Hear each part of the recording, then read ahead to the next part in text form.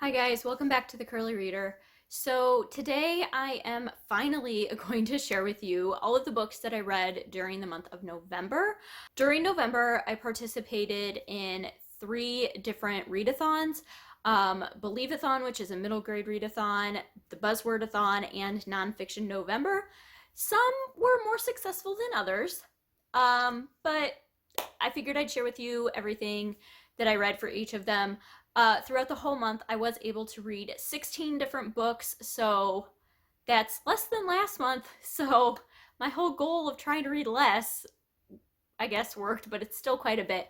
However, out of the 16 books that I read, 11 of them were middle grade, so take that into consideration as well. As far as my stats for the month, I read 6 physical books, 1 ebook, and 9 audiobooks, so I did have quite a few audiobooks. I read 5 adult books and 11 middle grade books. I did not read any YA this month. And then as far as my ratings, and this is something that I was very excited about, I had 1 2-star rating, 1 3-star rating, 9 4-star ratings, and 5 5-star ratings. So if you know me, you know I don't give 5-star ratings very easily. So the fact that I had 5 5-star ratings in 1 month is bonkers, and I am very, very excited for that. As far as the source, whether I got it from the library or it was something I owned, if you saw my Believe-a-thon TBR, you will have seen that a lot of the middle grade that I was trying to read was stuff that I owned off my shelves. So I was able to read 7 of my owned books, and I got 9 from the library. So that was pretty good. I read 5 graphic novels, and yeah. So I'm happy with what I got accomplished this month, the balance of what I was able to do. So let's get into some of these books. So let's start with the middle grade books that I read. I read quite a bit, obviously. A lot of them were audiobooks, which I'm okay with. The first being Dead Voices by Catherine Arden. This is the second in the sequel, companion, I don't know, to Small Spaces, which I read last month or in October, and it's like a spooky ghost story. So Small Spaces was set in the fall, Dead Voices is set in the winter, and it has to do with ghosts. It follows, what's the girl's name? Ollie, Brian, and Coco, who are 3 friends that we met in Small Spaces, and they are going on a ski kind of vacay trip with her dad, with Ollie's dad, and Coco's mom, and they end up at this kind of secluded ski resort, and it's haunted, and it's a ghost story. This was to fulfill a prompt to read a spooky or atmospheric book for Believe-a-thon, and it did that, and it was fantastic. I gave this 4 stars. It was wonderful. I guess Catherine Arden is also going to be writing 2 more books with these characters, one set in the spring and one set in the summer. So there'll be seasonal books, which I think is really cool. It was very spooky too. Like, I think it does a good job of being spooky without going overkill. The next book that I read that I loved is The Wonderful Wizard of Oz. This is a graphic novel adaptation of the classic by L. Frank Baum, and it is done by Eric Schanauer, and Scotty Young is the artist. But the thing that I loved about this is, 1, the illustrations are beautiful. 2, is that it followed very closely to the original, or at least that's the impression I got. I've never read the original, so I don't know. It was just so well done, and it made me completely fall in love with this world and fall in love with this story. And I have the rest of the series out from the library now to finish them. And I loved this so much. It just made such a big impression on me. And yeah, so I gave this 5 stars. The next one that I read is The Green Glass House by Kate Milford.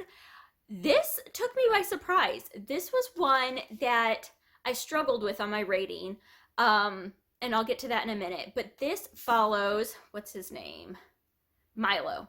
So this follows Milo and Meddy, and Milo lives in Green Glass House, which is an inn for smugglers.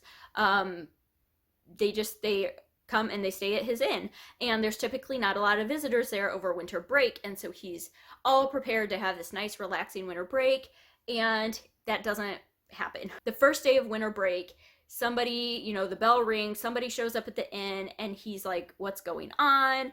And then more people start arriving, and all of a sudden there's this mystery afoot as to why these people are there and what they're looking for, because it seems like they're there for a reason. And so Milo teams up with the cook's daughter, Meddy, and to try to figure out what is going on. And it's kind of this like mystery, but it was so good. It was so atmospheric. I really enjoyed it. There was a twist at the end that I did not see coming a mile away. I just thought it was brilliant. The one thing that I loved about this book is that Milo and Meddy, to kind of get into the mystery and become detectives, they start out on like a kind of like a D&D campaign, but they embody the characters, so they're not like playing physical little characters, but they write up characters for themselves, and they become these personalities when they are doing detective work. So they will assume these roles, and it was so much fun. It was just so good. And I listened to this on audio, and the narrator was amazing.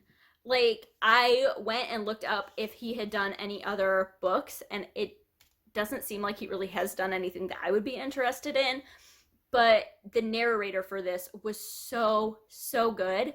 And yeah, so I ended up giving this one like 3.5 to 4 stars, because there were a few parts that dragged, a few things that I was like, meh, whatever.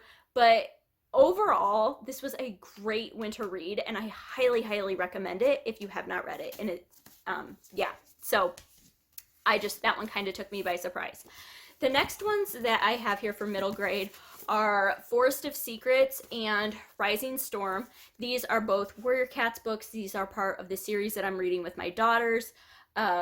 Yeah, and so this is book number 3 and book number 4 of the series. The Prophecies Begin is the series that we're reading.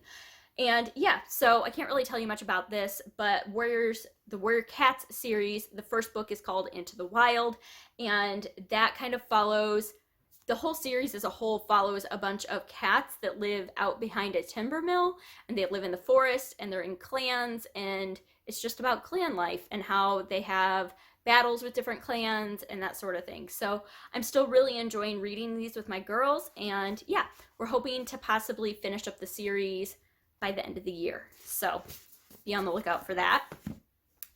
The next graphic novel that I read is Meg, Jo, Beth, and Amy. This is a graphic novel retelling of Little Women. And I do have Little Women over here. Where is it? I buried it. So in my TBR for Believe-a-thon, I said I'm definitely reading Little Women. This was the classic I had picked out. I'm gonna do it. I'm gonna make myself do it. I got 4 or 5 chapters in and said I can't make myself do it. I was miserable. I didn't like it at all, and so I figured I would pick this up to see if I could get more into the story at least. And it kind of worked, kind of not. So this, like I said, it's graphic novel, middle grade retelling. I didn't like it at all. Like, not even a little bit. So I gave it 2 stars. I felt that it lacked nuance. Everything was just so put out there, and I didn't really appreciate it. I would have much rather had it more nuanced, and I don't know, it was just weird. The dialogue was not good. It was very kind of, I don't even know how to explain it the right way, but it's graphic novel format, but then throughout it we have their dad is at war, and so they're writing emails to their dad, which is fine. But then about halfway to 2/3 of the way through, we start getting journal entries from Jo, and she's the only one we get journal entries from, and I didn't like that. I felt that it just put too much focus on Jo's storyline and not enough focus on the story of the girls together. And I don't know if that's the way Little Women is, but my impression of Little Women is that it's a story of the sisters as a whole, and this one really focused on Jo. And there is like a part in it, which I won't spoil if you want to read it, but Joe has a secret, and you find out at the end what her secret is, and a lot of emphasis is put on that. And I think this book was put out there to support the author's agenda, and I just didn't like it. So I'm hoping I can find a different retelling that I like better. This was not it. So I was really disappointed because I was hoping I was gonna love that one. So another one of the prompts for Believeathon was to reread a childhood favorite. And I chose Matilda, which my teacher read to me in 5th grade. And I had never reread it. And so I listened to this on audiobook. Kate Winslet narrates it, and it was so good. I gave this 5 stars. I loved it. I thought it was just as good as I remembered it being. And it was just fun. It's Roald Dahl classic, whimsy, just fantastic. And this follows Matilda, who is a brilliant child, and her parents don't believe that she's brilliant. They just want her to look pretty and to be a good little girl, and they don't care that she is super, super smart. And so yeah, that's what it's about. But it was just as good as I remembered it being. The next middle grade book that I read is The Great Gilly Hopkins by Katherine Patterson, and this fulfilled the challenge to read a book that covered like real life problems. And this is super, super short. It is a Newbery Honor book, and I thought that this was so well done. It follows Gilly, who is a foster child who has kind of gotten bounced from house to house to house, and she ends up living with the Trotters, so Mrs. Trotter and another foster child, and it's just kind of her sense of finding her place and finding family. And I love the end of this book because I think it was so realistic in knowing that happy endings aren't always happy, and things aren't always going to be easy, and life isn't going to always turn out good, but it's just your attitude in how you get to the end and how are you going to approach your journey. And I love this. I gave this 5 stars. I thought it was fantastic. All right, and then the next one I read is a new release, and this is Jason Reynolds' new middle grade book, Look Both Ways.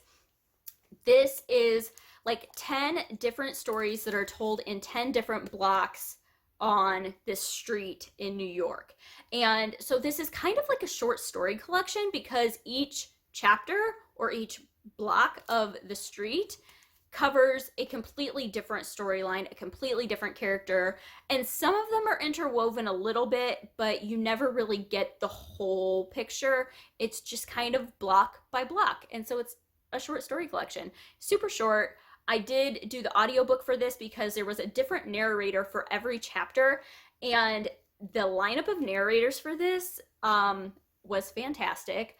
Bonnie Turpin was one of them. January Lavoie was one of them. Jason Reynolds himself was one of them. It was great. I loved it.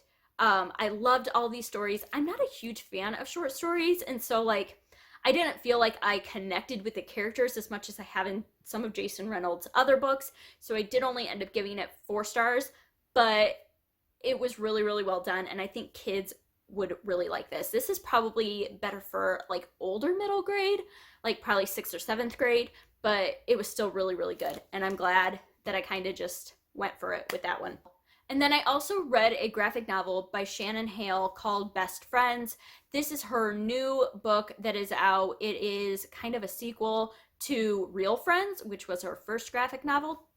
And this kind of is just continuing the story of Real Friends. It's about Shannon Hale's, it's kind of like a memoir and it's about her and her friends during her like 6th and 7th grade years of school and how things evolved and how all of a sudden some of them were really interested in boys and she didn't really care about boys and how that affected their relationship and just the ever evolving topic of friends in middle school. And I thought it was really well done. I gave it 4 stars. I did get this via ebook from my library, and so it was just a really quick, easy read, and I appreciated it. All right, and then the last 2 middle grade books that I read were part of Buzzwordathon as well. And the first one of those is Fever 1793. This was to fulfill a book set in the past.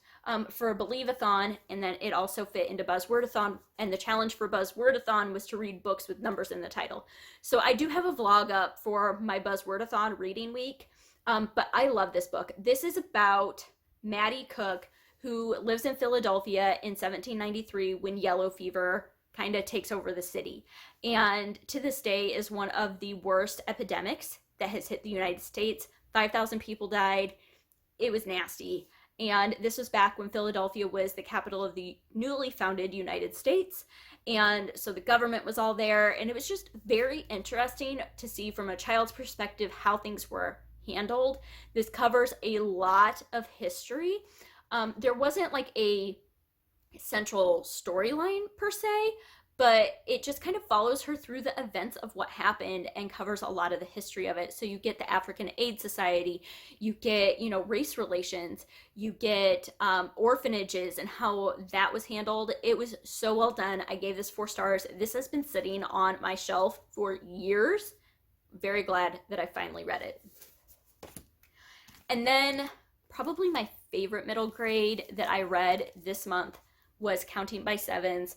This is by Holly Goldberg Sloan, and this was a total black horse for me. It was such a good book. This is another one that has been on my TBR for a very, very, very long time. And I don't think I ever realized it was middle grade, but it was fantastic. This follows our main character, Willow. And Willow is a genius. Think like Sheldon Cooper, Big Bang Theory genius. And early in the book, we find out that Willow's parents have died and she has no living relatives. So it's just kind of her story about, once again, like the found family and who she connects with and how she handles certain situations, given her academic abilities and kind of her mental and emotional maturity at her age. And it was so good. The narrator for this was brilliant. She really embodied the kind of coldness of Willow's emotions and how kind of just like short and choppy things were in her mind and how some things mattered and some things didn't. And it was so, so, so good. And I am so glad I finally read this. I gave this 5 stars. So those were all the middle grade books that I read. So then also for Buzzwordathon, I did end up reading an adult novel, Station 11. I bet he read this with Bex from Bex Reads Books, I believe. But this I had really hyped up in my head because so many people absolutely rant and rave about this book.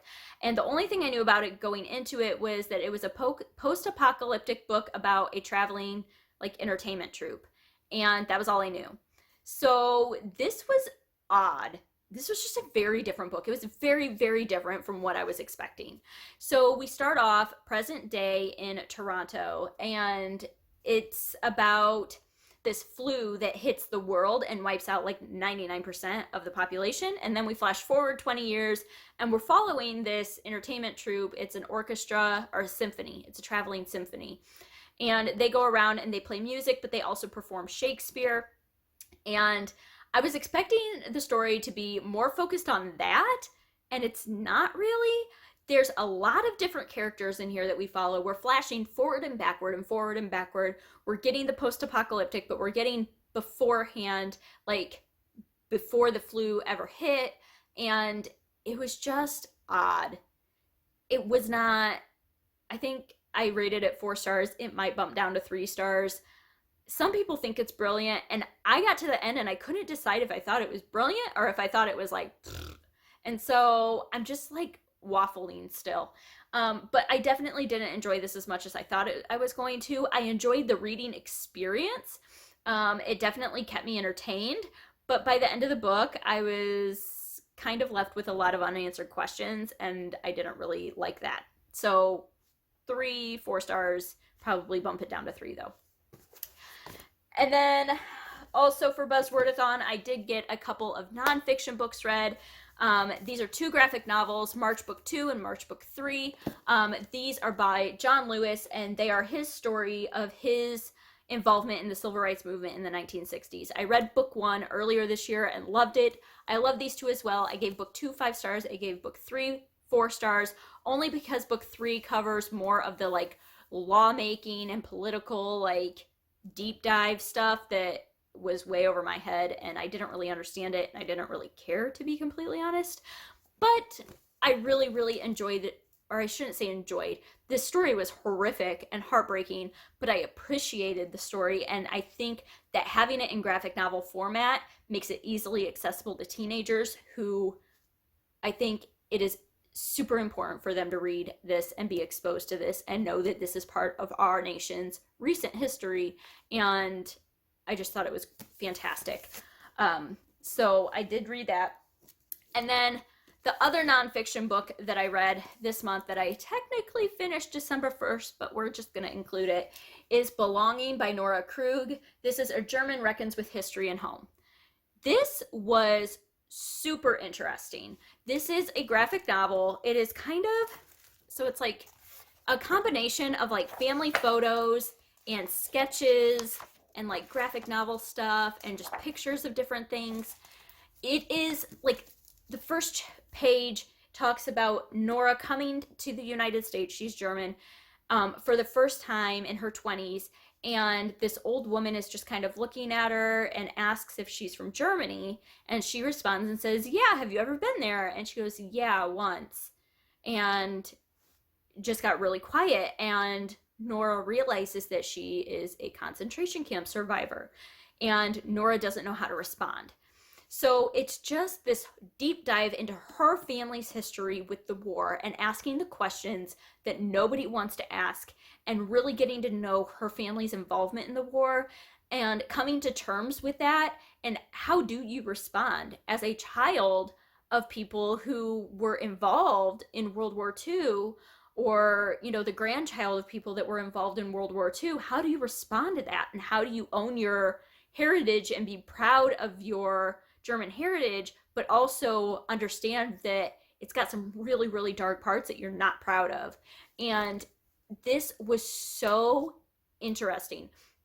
I did only end up giving it 4 stars, mostly because it was a little bit confusing, because she goes deep into her family tree on both sides of her family. So you have her parents and then her grandparents and then aunts and uncles and all that. And she switches back and forth between her mom's side of the family and her dad's side of the family really often, and it kind of got confusing and as to who is who and kind of how the storylines all evolved. There is a like a family tree. Her dad's on the front and then her mom's on the back, and so that was nice, but still it got a little bit confusing. But overall, I so appreciated the fact that she was willing to ask those hard questions and really get to the meat of who her family was and why they felt the way they did and why they reacted the way they did about certain things, and her coming to a place where she could own her heritage and be okay with it. And it was very, very good. I'm glad that I read it. And then I did start The Good Neighbor, The Life and Work of Fred Rogers by Maxwell King. However, I ended up DNFing this. I got the audiobook for this, and the audiobook was like 14 hours, which is a lot. And this, while it was very good, it was very in-depth and very detailed, and I felt like it was getting to the point where it was kind of repeating itself a lot, and it was just too much. And so I ended up getting about 30% of the way into this before I was just like, okay, I'm done. And then I saw that a new Mr. Rogers book had recently come out, and it is called Kindness and Wonder, Why Mr. Rogers Matters Now More Than Ever by Gavin Edwards. And I ended up downloading this audiobook, and it was much shorter, like half the amount of time. And it was good. The first like 2/3 of the book was all about the history of Mr. Rogers and kind of his biography. And then the last third of the book is how can you live more like Mr. Rogers today? And it's like 10 different points on characteristics of Mr. Rogers that made him who he was that we can embody. And I really enjoyed it. I also watched the Mr. Rogers documentary, Won't You Be My Neighbor, and loved it. And then I never got around to seeing the new movie, but I really, really want to. So that's still hopefully in the cards for me yet this winter, but we'll see. But I really, really enjoyed this book. I loved getting to know little tidbits about Mr. Rogers that I didn't really know before. And I thought it was really interesting. So those are all of the books that I read this month. Not very many nonfiction books. Totally failed on my nonfiction November TBR. Read a lot of middle grade.